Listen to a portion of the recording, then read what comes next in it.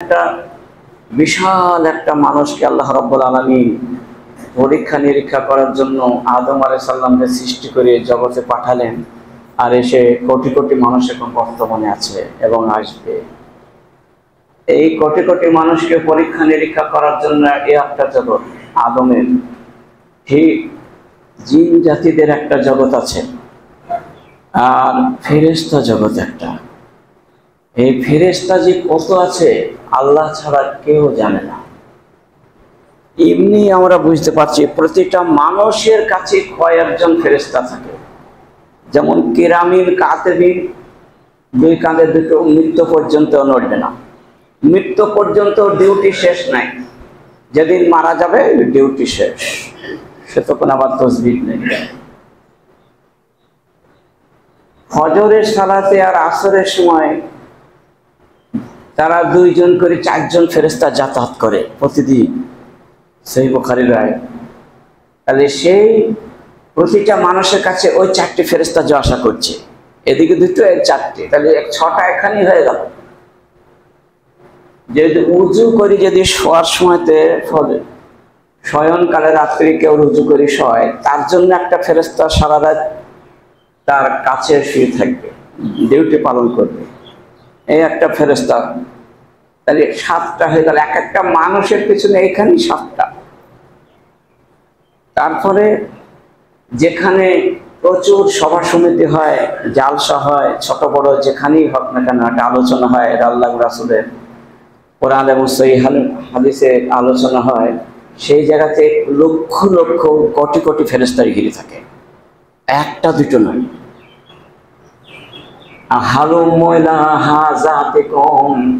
একদল ফেরেশতা আসমান জমিনে ভর্তি হয়ে আছে, তারা শুধু খুঁজে বেড়ায় কোন জায়গাতে ওয়াজ নসিহত হচ্ছে, কোন জায়গায় কোরআনের আলোচনা চলছে, ছোট হোক আর বড় হোক।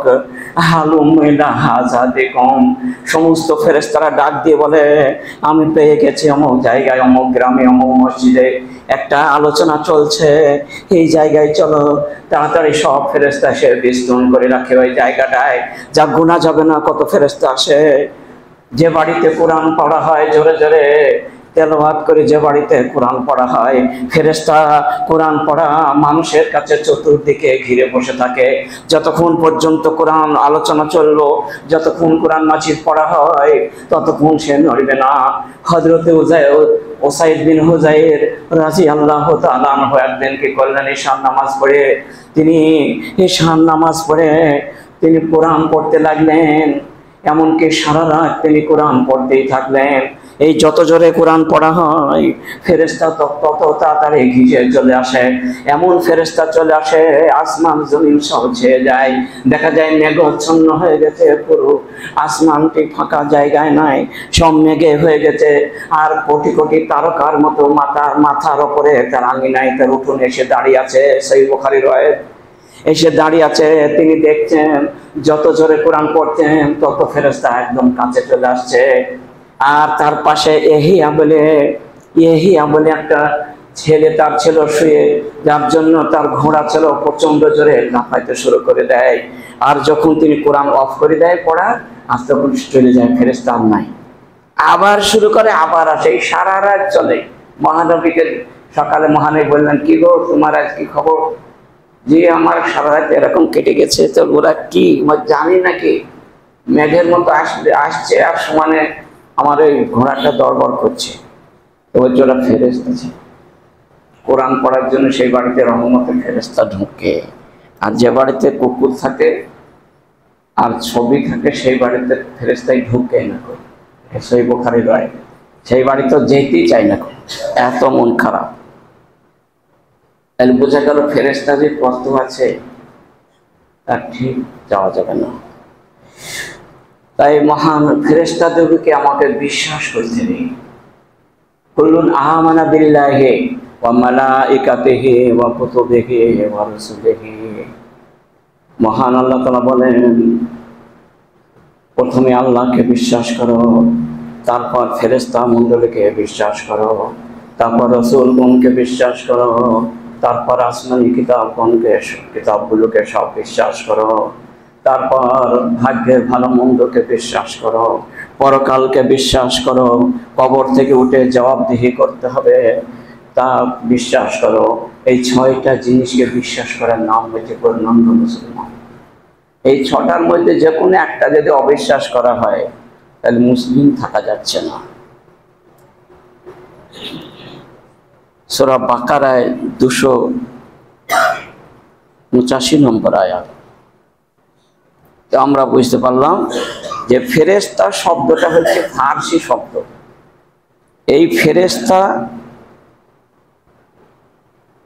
ফার্সিতে বলা হয়, আর আরবিতে মালাকুন জুমা মালায়েকা, ফেরেশতা মণ্ডলী বা ফেরেশতা গণ।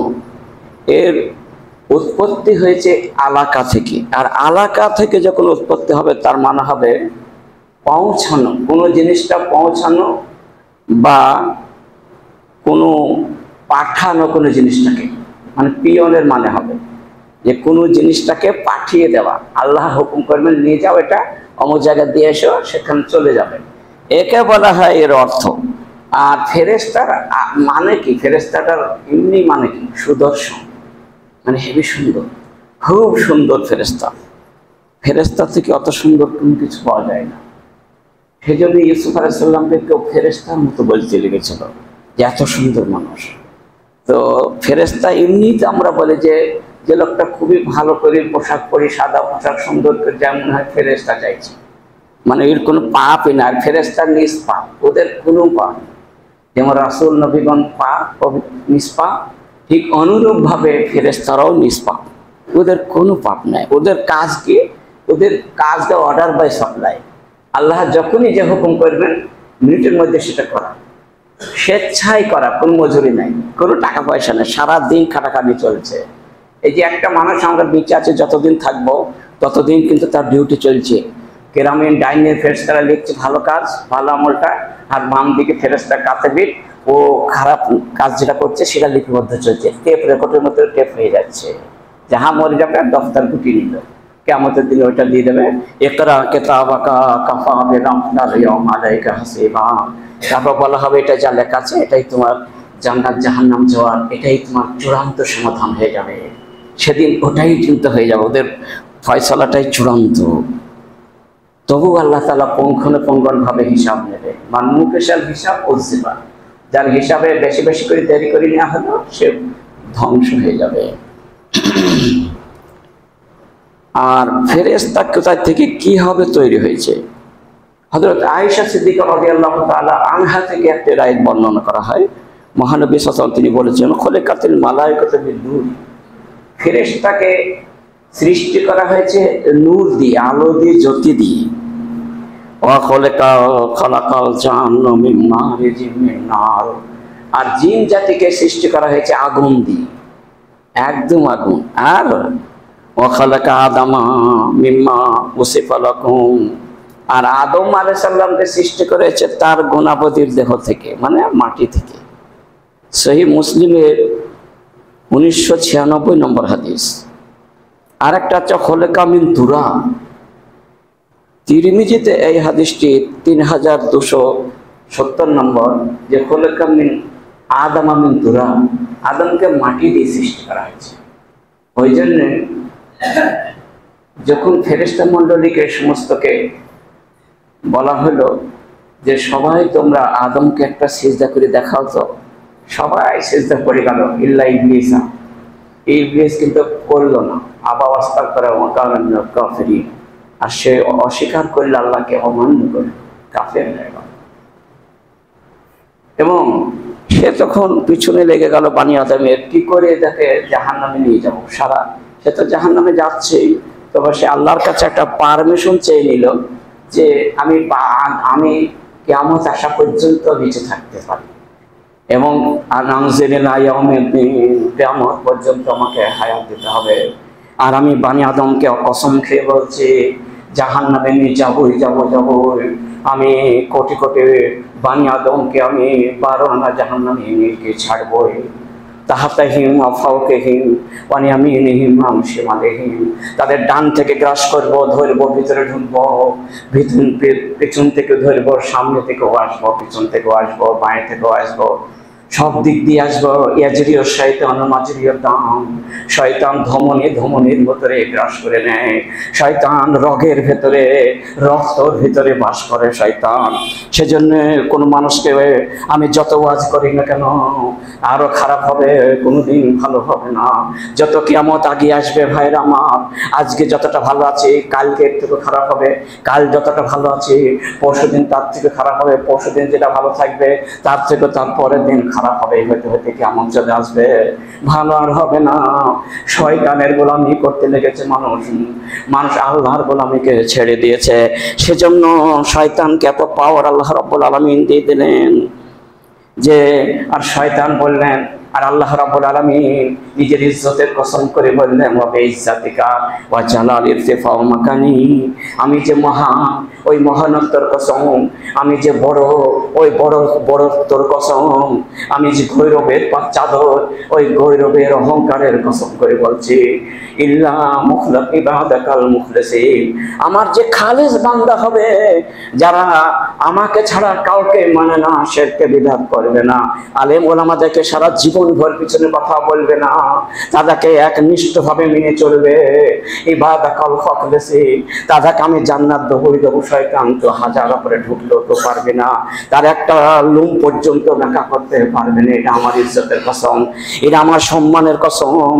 নবীগণকে যারা ভালোবাসে, রাসূলগণকে যারা ভালোবাসে, হক্কানি আলেম যাকে যারা ভালোবাসে, পিছনে জীবনে একদিনও কথা বলে না, হায়াত চলে গেলেও বলে না, এটাকে ইবাদাকাল মুখলিসিন, এরা আমার খালেস বান্দা, এটাকে যারা ভালোবাসবে তাদেরকেও জান্নাতে প্রবেশ করাবো। এটা ইজ্জতের কসম করে বললেন আল্লাহ তাআলা। তাহলে দেখুন, আল্লাহ তাআলা কোনো আলেমের বিরুদ্ধে কোনো কথা বললে কিন্তু একটু বেরিয়ে যাওয়া, সে পিছনে বলুক আর সামনে বলুক, খুব ভালো করে শুনে যাবেন। ফেরেশতাকে আল্লাহ তাআলা যখন হুকুম করেন, তখন হুকুমের সঙ্গে সঙ্গে ফেরেশতাই পালন করে দেয়। সহিহ বুখারীর 3223 নম্বর হাদিস। এটা কোনদিন সে অমান্য করে না। মানুষ কিন্তু অমান্য করে, জিন অমান্য করে, কিন্তু ফেরেশতা এমন একটা জগৎ, সে অমান্য করে না, সে প্রস্তুত, সব সময় প্রস্তুত হয়ে আছে। আর ফেরেশতার মধ্যে কোনো নারী পুরুষ নাই, সবই এক। তাদের কাম শক্তি নাই, তাদের রাগ বেজার নাই, তাদের ক্রোধ নাই, তাদের লোভ লালসা নাই, তাদের কোনো রকম নাই। আম্বিয়ার মতো তারা নিষ্পাপ, নবীদের মতো তারা নিষ্পাপ। এ হলো ফেরেশতা। ফেরেশতার গঠন আমরা সুদর্শন। ওয়ামা ইয়ালামু জুনুদা রাব্বিকা ইল্লাহু, সূরা মুদাসসির 31 নম্বর আয়াতে মহান আল্লাহ রাব্বুল আলামিন তিনি বললেন, ওয়ামা ইয়ালামু জুনুদা রাব্বিকা, আল্লাহর সৈন্য, আল্লাহর পরিচালক মণ্ডলী ফেরেশতা আছে অসংখ্য, তার কোনো সংখ্যায় নির্ণয় করা নাই। বহু ফেরেশতা আছে, তাদের কোনো সংখ্যা বলাই যাবে না। এখান থেকে বোঝা গেল তার সৈন্য বলা। সাআলতু জিবরাইল, হুজুর সাল্লাল্লাহু আলাইহি সাল্লাম মেরাজের রজনীতে যখন 7 আসমান ভেদ করে চলে গেলেন, তখন বাইতুল মামুর বলে একটা 7 আসমানের উপরে পেলেন একটা বিশাল বড় মসজিদ। ওই মসজিদে ঢুকে বললেন, এ কি ব্যাপার, এই মসজিদে এক জায়গায় নেই তো নামাজ পড়া, এত মানুষ কোথাকার? সাআলতু জিবরাইলকে জিজ্ঞেস করলাম, কালা হাজাল বাইতুল মামুর ইসাল্লি ফিহি কুল্লু লাইলাতিন সাবউনা আলফা মালাকিন। হযরত জিবরাইল বললেন, এটা হচ্ছে এই মসজিদের নাম মসজিদে বাইতুল মামুর। এই মসজিদটায় 70,000 ফেরেশতা অবিরাম নামাজ পড়ে, কিয়ামত আসা পর্যন্ত পড়তে থাকবে। অবিরাম 70,000 ফেরেশতা নামাজ পড়ে, ওই জন্য জায়গা পাওয়া যায় না। ওয়াইজা খারাজা, যখন ফেরেশতার নামাজ হয়ে গেল এক দলের, তখন বেরিয়ে চলে গেল মসজিদ থেকে, লাম ইয়াউদু ইলাইহি, তারা আর ফিরে আসতে সুযোগ পায় না, তারা ফিরে আসতে আর তাদের সুযোগ হয় না। আখিরু মা আলাইহিম, অর্থাৎ কিয়ামত আসা পর্যন্ত তাদের আর দ্বিতীয়বার নামাজ পড়ার ভাগ্য হবে না। মানে এত ফেরেশতা আছে, এত ফেরেশতা আছে যে ওইখানে অগ্নিগণ নামাজ পড়ছে, প্রতিদিন এভাবে নামাজ পড়ছে, অথচ একবার সে নামাজ পড়তে পাবে। আর কিয়ামত আসা পর্যন্ত আর সে টাইম তার হবে না। টাইম মানে তার সব ফেরেশতার হবে তো তার পাগে আসবে, সেগুলাই শেষ হয়নি। সহিহ বুখারীর 3207 নম্বর হাদিস, সহিহ মুসলিমের 164 নম্বর হাদিস। তাহলে কতটা ফেরেশতা আছে, ফেরেশতা বোঝা যাচ্ছে যে ফেরেশতা প্রচুর ফেরেশতা আছে। আল্লাহ রাব্বুল আলামিন বাইতুল মারির যদি এতটা মামুর এত হয়, তাহলে আর কত ফেরেশতা নাকি। তারপর দেখুন, আল্লাহ নবী জিবরাইল আলাইহিস সালামকে দুবার সচক্ষে দেখেছিলেন, নিজের চোখে জিবরাইলের সশরীরে বডিটা দেখেছিলেন। একবার হিরাগহে, একবার হাদানা তাতাদাল্লাহ সূরা নাজমে যখন নাজেল হয় তখন দেখেছেন। সহসতে হাত আছে, দেখে ফিট হয়ে যাবে জম্মিলিনী জম্মিল। তিনি শীতের সময়তে এত টসটসকে ঘাম ছুটছে আর নাক এত জোরে ডাকছেন, এত কষ্ট হচ্ছিল যে তিনি তাড়াতাড়িকে বলে খাদিজা তোমাকে উড়ি দাও, আমার খুব ভয় হয়ে গেছে। উড়ি দেওয়ার পর কয়েক ঘন্টা পর তবে থামা, তবে বোঝা যায়। আর একবার যখন দেখেছিলেন জিবরাইলকে, তখন দেখলেন যে জিবরাইলের পাটা আছে নিচে জমিনে, আর তার আরেকটা পা আছে, তার কাঁধ আছে আরশে আজিমে, 7 আসমানের উপরে। এত বড় একটা পায়ের কথা দেখুন, কতটা দেখে তো বিশাল। সূরা নাজমের এই সময় সহিহ মুসলিমের 177 নম্বর হাদিস। আর আরশের যে ফেরেশতাগুলো আছে, ওই আরশের ফেরেশতাগুলো দেখুন, কানের লতি, এইখানে কানের ডগাইটা, কানের লতি থেকে নিয়ে কাঁধ পর্যন্ত এইটুকু জায়গা, এইটুকুন জায়গা দীর্ঘ বা দূরত্ব কতটা? 700 বছরকার পর, 700 বছর একটা দ্রুতগামী ঘোড়সওয়ার যে স্পিড এক্সপ্রেস ট্রেনের থেকেও যে চলে যায়, ওই রকম একটা দ্রুতগামী ঘোড়সওয়ার যদি 700 বছর দৌড়াইতে থাকে, এই লতি থেকে এই কাঁধ পর্যন্ত যেতে পারবে না। সুবহানাল্লাহ। তাহলে ফেরেশতার, ওই ফেরেশতা আরশে আজিমকে ধরে আছে 8 জন ফেরেশতা। আর একটা দেখুন, বলা হয়েছে যে আর দুটো ফেরেশতা এমন আছে যাদের পা দুটো, এটা সেই আবু দাউদে 4727 নম্বর হাদিস। আর একটি হাদিসে বর্ণনা করা হয়েছে যে ওই ফেরেশতার দুটো পায়ের জমিন, একটা জমিনে আছে আর তার শিংটা আছে আরশের উপরে। এত একটা দ্রুতগামী পাখি 700 বছর দৌড়াইতে থাকলে ওই রাস্তাটা অতিক্রম করতে পারল না। 853 নম্বর হাদিস। এই হাদিসটাও সহিহ হাদিস, সহিহ বুখারী। তাহলে বোঝা গেল যে একটা ফেরেশতা যদি এরকম হয়, সব ফেরেশতাতে যাচ্ছে, আসল শরীর তো দেখাই যায় না, কি শক্তি তাদের। আর ওই ফেরেশতা যে জাহান্নামে কাল কিয়ামতের মাঠে যখন কবর থেকে সব মানুষ উঠতে শুরু করবে, তখন ইউতে জাহান্নামা, ওই দিন জাহান্নামকে নিয়ে আসা হবে। অব্বরে জাতির জাহিম হলে মাইয়ারা, আল্লাহ বলেন জাহান্নামকে চোখের সামনে নিয়ে আসবো আমি কিয়ামতের মাঠে, একদম কাছাকাছি নিয়ে আসবো। এখন জাহান্নাম সব ফিটফাট করা আছে, সব তৈরি করা আছে। সেদিন কি হবে?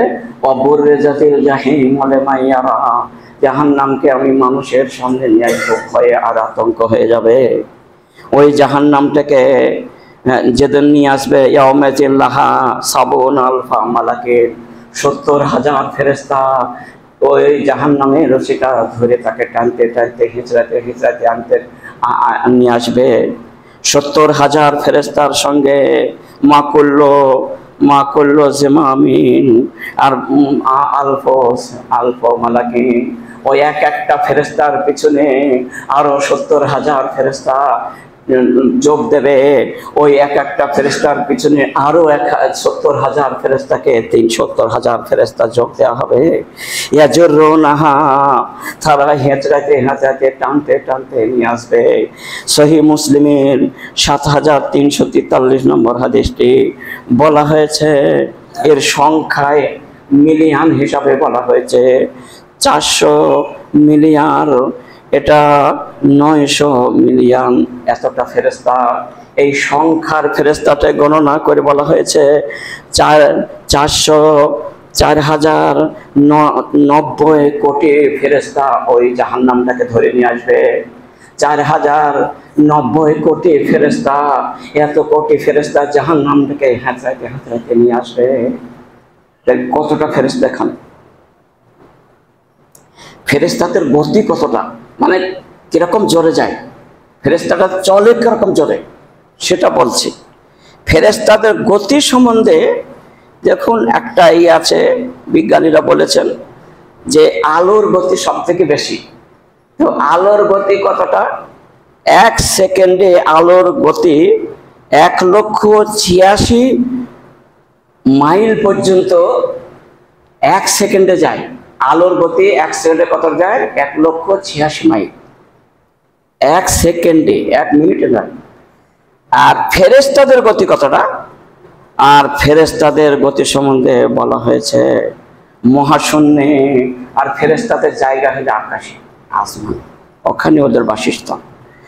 মহাশূন্যে বলা হয়েছে যে ফেরেশতা ওখানে নিচে যে ফেরেশতা থাকে, মানে প্রথম আসমানে কি আছে?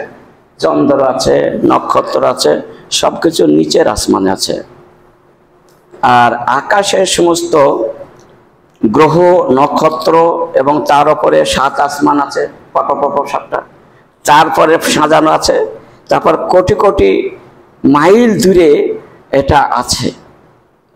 তো জিবরাইল কোথা থেকে নিয়ে আসেন? আল্লাহ রাব্বুল আলামিনের কাছে 7 আসমানের উপরে, যতটা 7 আসমানের দূরত্ব হলো ওই আর অতটা দূরে আছে আরশে আজিম, আল্লাহর আরশে। ওই আরশের পায়া হলো সারা পৃথিবীকে 3 বার ধরে আছে, এত বড় আরশে। ওটা কি বলবো, এখানেও আছে ওখানেও আছে। ওই আরশের 8টা ফেরেশতা, ইয়াহমিলুল আরশ রাব্বিকা ইয়াউমাইদিন সামানিয়াতা, 8টা ফেরেশতাই ধরে আছে। ভাইরা আমার, ওই ফেরেশতার কতটা ক্ষমতা আপনাকে একটু আগেই বললাম, তার একটা পা জমিনে একটা উপরে, এতটা ক্ষমতা। তারপর ওই ফেরেশতা জিবরাইল সব ফেরেশতা লিডার। তো ফেরেশতা যখন আল্লাহর কাছে অর্ডার করেন, হুকুম করেন, এই মুহাম্মদ সাল্লাল্লাহু আলাইহি ওয়াসাল্লামকে দিয়েছিলাম, সঙ্গে সঙ্গে চলে আসে। এমন জোরে দ্রুতগামী আসা হয় কি বলবো। ওই যে 1 সেকেন্ডে আলো যেমন যায়, তার কোটি কোটি সেকেন্ডের থেকে জোরে আছে জিবরাইলের। এতটা দ্রুত, এত দ্রুতগামী উনি আসেন যে আল্লাহর নবী একটা মানুষের সাথে আলোচনা করছেন যে এই বিষয়ে প্রশ্নটা একটা জটিল প্রশ্ন করে দিয়েছে, নবী সাহেব বলতে পারছেন না। জিবরাইল তাড়াতাড়ি চলে গেলেন আল্লাহর কাছে, এটা বলুন তো। তাড়াতাড়ি এসে আবার হাজির হয়ে গেছে, 1 সেকেন্ডও হয়নি, এসে বলছে যে এটা বললেন। একটা লোক জিজ্ঞেস করেছে যে জান্নাতে প্রথমে কি খাবার দেওয়া হবে বলুন তো। এটা মহানবী বলতে পারছেন না, যে একটু দেরি করছেন। আর জিবরাইল পত্র দিয়ে এসে বলে দেন যে মাছের কলজি ভাজা দিতে হবে, মাছের আর গরুর কলজি ভাজা দিয়ে প্রথমে স্বাগত দিতে হবে। আর বলুন কি বলছে, আর বলছে যে মানুষ কোনো সময় বাপের রূপ ধরে, কোনো সময় মায়ের কেন। তো মায়ের রূপ ধরে যখন দুইটা মায়ের আগে যায় তখন আগে ধরে, বাপের যখন আগে যায় আগে ধরে। আর 3 নম্বর প্রশ্নটা কি, কিয়ামত কবে হয়, কিয়ামতের আলামত সম্বন্ধে বললেন। তাহলে বোঝা গেল সেকেন্ডের মধ্যে এসে নিয়ে গেল এত দূর থেকে, তার উত্তরটা হয়ে গেল সঙ্গে সঙ্গে। ইয়াসালুনা কানির রূহ, বলে রূহ মিন আমরি রব্বি, রূহ সম্বন্ধে জিজ্ঞেস করছে বলুন। সেকেন্ডের মধ্যে কি হবে? আপনি বলেছেন এটা মাত্র আল্লাহর অর্ডার করলে হয়ে যায়, অর্ডার করলে হয় না বললেন। এটা বলেছেন না, কি হবে গেল আর কি হবে আসলো, এ মানে কল্পনার বাইরে। তো আর সে জিবরাইলের এতটা ক্ষমতা আল্লাহ তাআলা পাওয়ার দেওয়া হয়েছে। আল্লাহ, সেজন্য একটি দোয়া আছে, এই দোয়াটা পড়াটা সবারই বাঞ্ছনীয়। কি? আল্লাহুম্মা রাব্বা জিবরাইল ওয়া মিকাইল ওয়া রাব্বা ইসরাফিল আউযু বিকা মিন হাররিন নার ওয়া মিন আযাবিল কবরে। মহানবী এই দোয়াটা সালাতে 5 ওয়াক্ত নামাজের পর পড়েছেন। এটা মানে কি, আল্লাহ তুমি জিবরাইল এবং মিকাইলের রব এবং ইসরাফিলের রব, হে প্রতিপালক দয়া করে তুমি আমাকে আল্লাহ মিন আউযু বিকা মিন হাররিন নার, জাহান্নামের আগুন থেকে, তাপ থেকে, উত্তাপ থেকে আমাকে রক্ষা করে নিও এবং কবরের শাস্তি থেকে আমাকে বাঁচিয়ে নিও। এটাই মহানবী বলতেন। এবং যখন ফজরের 2 রাকাত সুন্নত পড়ার পর ডান কাতে শুয়ে 3 বার বলতেন। এটা কোনটা? আল্লাহ রাব্বা জিবরাইল মিকাইল রাব্বা ইসরাফিল আউযু বিকা মিন হাররিন নার ওয়া আউযু বিকা মিন আযাবিল কবর। এই দোয়াটা বলতেন। তাহলে বলতে আমাদের সহিহুল জামেতে 1305 নম্বর হাদিস। তো মৃত্যু আছে কিনা, ফেরেশতাদের মৃত্যু হয় কিনা? আমাদের যেমন মৃত্যু হয়, তো ফেরেশতাদের মৃত্যু হয় না।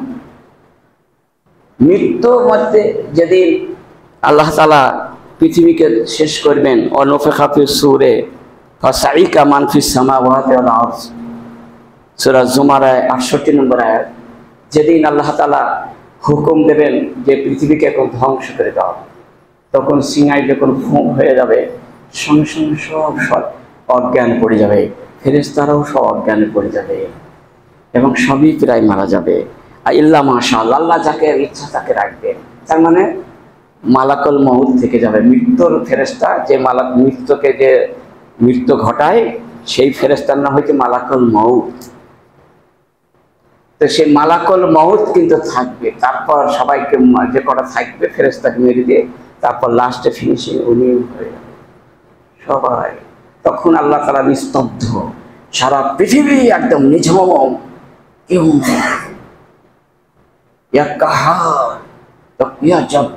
তখন আল্লাহ তাআলা বলবেন, এই বদমাইশ, খুব বাদশাহী করছিলি, মানুষের উপরে মরলি, সারা পৃথিবীতে আঙুল ঘুরিতে লক্ষ লক্ষ মানুষকে হতাহত করেছে, মার্ডার করে দিয়েছিস, খুন করে দিয়েছিস, কোথায় আজকে? আইনাল জাব্বার, কোথায় আছো তুমি? তুমি আমার উপরে অহংকারের চাদর নিয়ে পড়েছিলে, আজকে দেখাও।